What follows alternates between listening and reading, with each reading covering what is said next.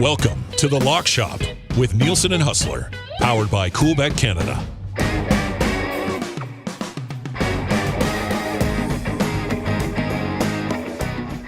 Happy Thursday, everybody, and thank you very much for being here for another episode of The Lock Shop. As always, Lock Shop presented to you by our great partners at Coolbet as part of the Nielsen Media Coolbet Network. And make sure you subscribe to the podcast. If you have not already, just search The Lock Shop on all of your podcasting platforms. And, I don't think there are many Canadian sports podcasts that are just focused on betting every single day. So there's a small group of us. So we would appreciate the support. Hus, what's up, buddy? Well, the Lock Shop crew is growing each and every day, and especially with some of the picks that we've had as of late. Although your psycho daily pick yesterday of the Westbrook, over was what did he get? Did he get it? He missed it by 2 points. He had 14. I was at 15 and a half. And, he went 0 for 3 from beyond the arc last night. He needed to hit 1-3, essentially, in that game. And then when LeBron went out midway through the fourth quarter, I was like, oh, it's going to be a bunch of garbage time points for Russ. And he still didn't get it. So, pissed me off. How are your Lakers doing this year? What's the latest? This is a Thursday night football betting preview, Hus. So maybe we just focus on that right now. I mean, I guess. Not good. Let's just say that. I'm looking for anything other than this. Dude, I'll be honest. I was, we had a lot of hockey going on. And it was like yesterday. And I'm starting to look at the lines. And I sort of forgot that this Carolina-Atlanta game was the Thursday nighter. And I'm like, I don't know if I'm ready for these two teams to play again after what happened 2 weeks ago in that ridiculous game between them. That was the gambling roller coaster game of the year so far in the National Football League. And I'll tell you what, who knows? Maybe we'll have another wild one tonight between these two teams. We can't forget the fact that, while no one really thinks much of either of these two squads right now, they're both still in it. They're more than both still in it right now. The Falcons are tied for first place at 4-5. The Carolina Panthers 2-7, and you just see how huge that game was with the fact that they should have won the game. DJ Moore with the helmet incident, missing the extra point, missing the field goal in OT. Panthers at 2-7. You would have had three teams at 3-6 and the Bucs at 4-5. But this is a significant game, despite the fact that I don't think we've got large hopes for either of these clubs going forward, especially big for Atlanta after giving away the gift that they got from the Chargers last week on that Eckler fumble. And ending up losing that football game. But hey, this is what Thursday night is all about. I've got these vibes of the Thursday night Super Bowl, the annual Jags-Texans game. No, we're not going AFC South. We're going NFC South tonight with the Panthers and the Falcons. I do have a lot of time for Tom Brady battling for a division with Marcus Mariota and PJ Walker, who may be soon replaced by one of Baker Mayfield or Sam Darnold. This is what this division deserves this year. And then mix in a little Andy Dalton. Why not? I mean, do the entire thing, run the whole gamut here. So this division has taken a step back this year, Hus. I think that's fair. Yeah, that is safe to say. Although the Bucs are pretty happy for that because as bad as they've been, they still are a heavy favorite to be the division winner and move on to the playoffs. And obviously we talked about it earlier, but a pretty clutch late drive by the Bucs to get that big win over the Rams last Sunday. So here we are. I mean, we all remember this game. It was a 3-point overtime win by Atlanta a couple weeks ago. And I don't really think that either of these teams run away with it. I mean, I think the fact that the Carolina Panthers are at home, they maybe get a little bit of a boost. And I also think that this team's going to have a really bad taste in their mouth for the way that game finished. Listen, if you had Carolina plus 3.5 like I did, you were satisfied with the way that it ended. But, man, there was a lot of money line tickets that blew up on that. And the bottom line was that really did sort of sink their season when they had a golden opportunity to get right back in the mix of it.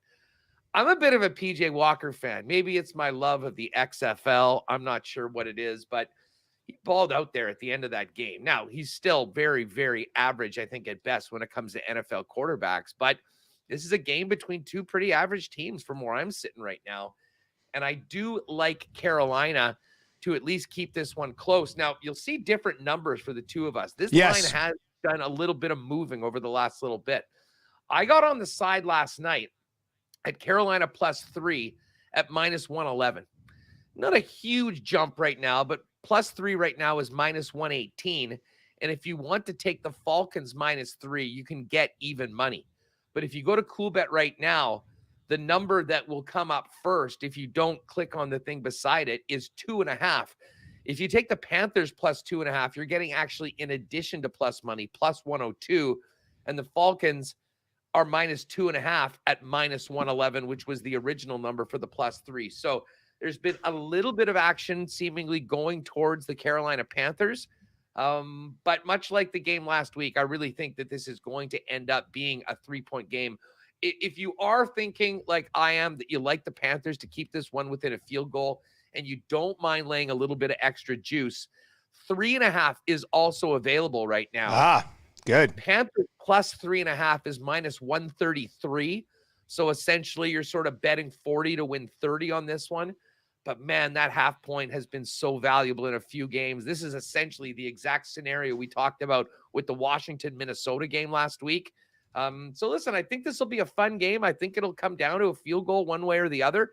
And hopefully maybe it's a 1 or 2 point game. We don't have to worry about a push for any of us that are on +3 right now. But in particular for this game, depending on how you feel and on what side you're on, check out 2.5, check out 3.5. And if you don't mind maybe paying a little bit more to get the number you want, it is available right now. That being said, I'm in on the Panthers at +3 for the game. Yeah, and I'm going to take Atlanta here -2.5, and I think it'll be very much a different game than the one that we saw. I mean, one aspect of it is the weather's going to factor in here, like a 100% chance of rain, wind gusts up to about 20 miles per hour. So that's going to factor into a bunch of the way that this game's handled. I think this game will be won or lost on the ground. And I know Carolina, I mean, they're kind of like Atlanta a little bit, where I think Atlanta probably runs the ball a little bit better, but Carolina ran the ball very well last week. The one area, and the reason I'm taking Atlanta, is that Carolina's run defense got torched last week for 240 yards against the Cincinnati Bengals. Atlanta has both of their backs back and healthy right now.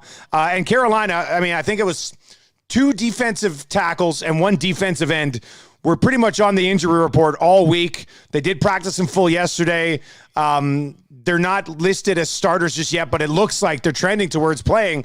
But even if they are trending towards playing, if they've been limited in practice at certain times this week, I'm not too sure how good of job Carolina does stopping the run against an Atlanta team that runs the ball more than, well, they're second in the league in rushing attempts. Like, Atlanta takes part in the pound and ground offense. So I think that's something you can do and control this game against Carolina, which is why I'm also kind of circling back around to the under 41.5, which sounds crazy considering these two teams combined for over 70 last time. But that game was indoors, different conditions. I think both teams tonight probably try to stick to the ground, which should slow the pace of this game. Atlanta, as far as an offense goes, does not run a lot of plays compared to the majority of the league. So if they can control the ball, I think that leans towards the under here.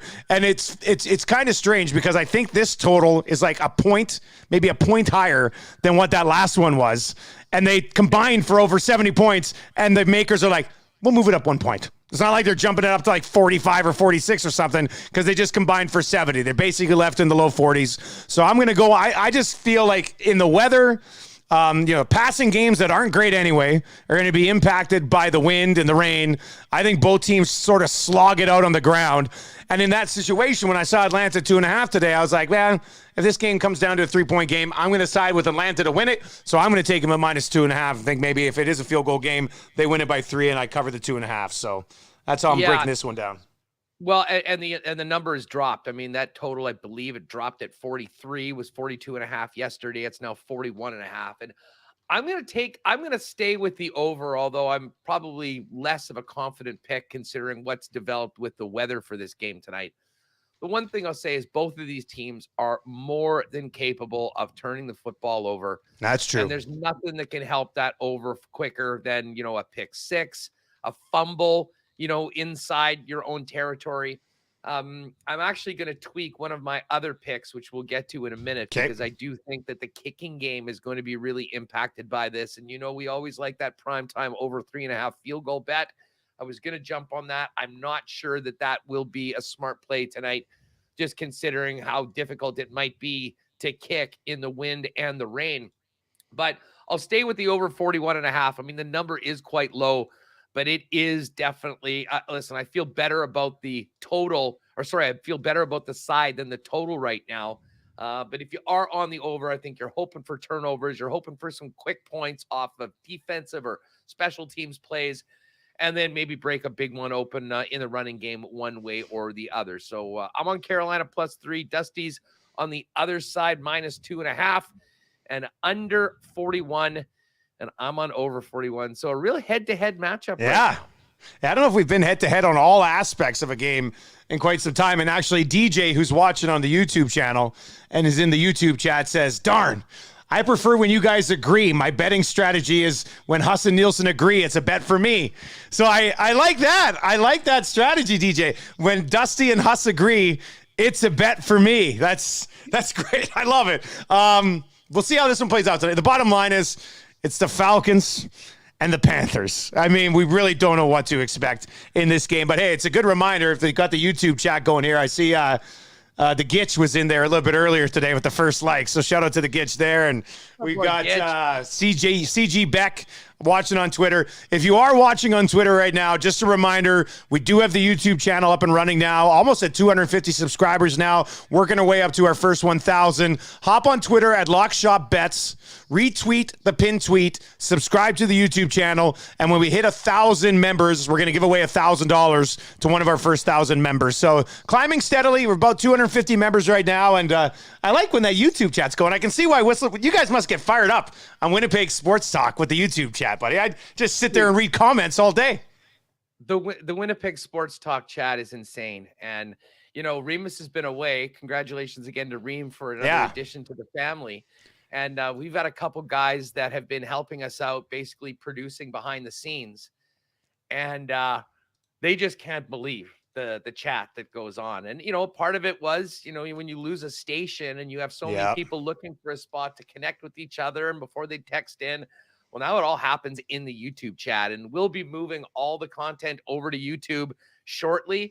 So in the meantime, make sure you're subscribed to it. We'll work on getting those notifications working so you can know, but pretty much when we're doing it most days, noon Central, 11 a.m. Pacific, or 11 a.m. Mountain Time out in Edmonton for Dusty, cranking out the picks of the day for whatever we're talking about. So what are you doing for game picks tonight?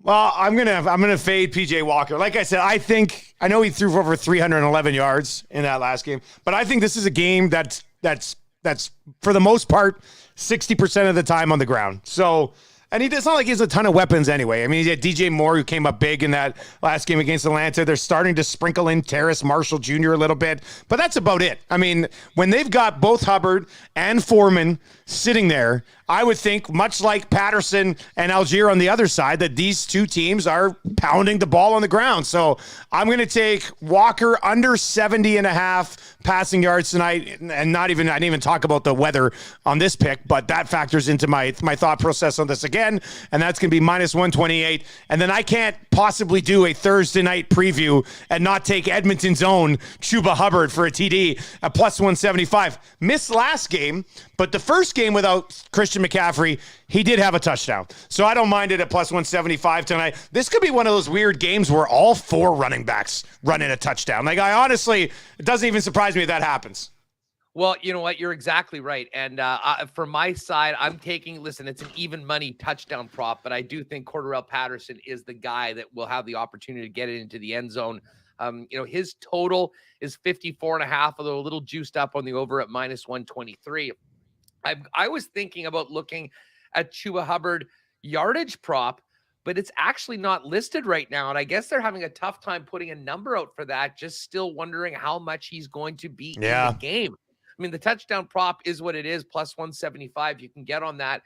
But I do think, and this is pretty much in line with your PJ Walker under, I do think it will be a lot of running the football. So I'm actually going to add the Dante Foreman over 54.5 rushing total to my picks for today. But the first thing I did was jump on Cordarrelle Patterson to get into the end zone at plus 100 for the Atlanta Falcons. What was the Foreman number again, Hus? I'm just going to throw it up. Over 54.5. 54.5. I like that too. All right, there we go. You know what? Algier and Patterson's recently off an injury too. I think he's at 32.5. And I mean, he could do that in one big burst, right? So I looked at that possibly mixing in as well, but I decided to go with the PJ Walker under 170.5 as well at minus 128. Not a Mariota. game. I'm just going to say Mariota's total is 29.5. And I mean, again, I really would like to see the quality of the field for Mariota, if they're going to I know, that's the thing. So, look for that before kickoff, right?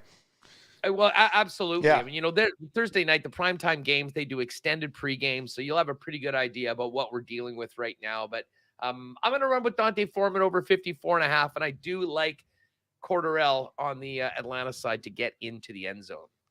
Kevin on the YouTube chat says TD prop with value, Pitts at plus 220. I almost did it. I'm still hanging on to Pitts in fantasy. I still have he's got touchdowns in 2 of his last 4. I made him my starter of the week, for goodness sakes. But then I sat here and was like, I can't sit here for 20 minutes on the lock shop and say, I think they're going to pound the ball on the ground the entire time and then be like, oh, and also Kyle Pitts TD. So I'll probably sprinkle it myself. But yeah, thank you very much. I just so new to the YouTube chat. Like with our show, with the text messages we do like on the Nielsen show and all the weirdos that we have there, that YouTube chat, do you guys have to like eliminate a bunch of messages? Like, does it get filthy ever in there, or do you kind of just, is it pretty clean? Oh yeah. Hot Girl 69 keeps running in and spamming the chat every now and then. You have to have a good moderator, and Remus does a very good job of that. It finds out whenever we get over 400 or 500 people live on the show, immediately some bots find us, but it's kind of funner. Tinder XYZ is another popular one that gets spammed and banned. But yeah, spam, you get banned or at least booted out for a little while. But for the most part, we've been lucky. We've had, and I know there's a lot of crossover between WST and the Lock Shop. We've had so many, fun conversations. Sometimes the conversations take a life of their own, completely outside of what I'm actually talking about on the show. But whatever, we've got a great little community, and we're going to build that Lock Shop community in the YouTube channel. So at Lock Shop Bets, the link is right there. Make sure you retweet that so you're ready for that stack of cash Dusty has, and make sure you're subscribed to the YouTube channel. And that will be, as we move forward over the next couple of months, kind of the spot. And of course, you can also go there. All of the Lock Shop content there. So for instance, it's all divided up into the categories and everything. So if you missed the Friday show for best bets, you can just simply go over there and do us a favor. Tell a friend about where we're at on YouTube as well. And get them to subscribe. If they're one of the first 1,000, we'll have a chance to win that G-Note that we're going to be giving away. Would you be excited to give that away? Speaking of best bets, we'll be back with our Friday best bets episode tomorrow on YouTube, on Twitter for now, and of course on the podcasting platforms, everywhere you get it. Apple Podcasts, iHeart, Spotify, wherever you get your podcasts, you can find the Lock Shop. So sub today. Hus, best bets tomorrow, buddy. We'll talk to you then. Oh, I can't wait.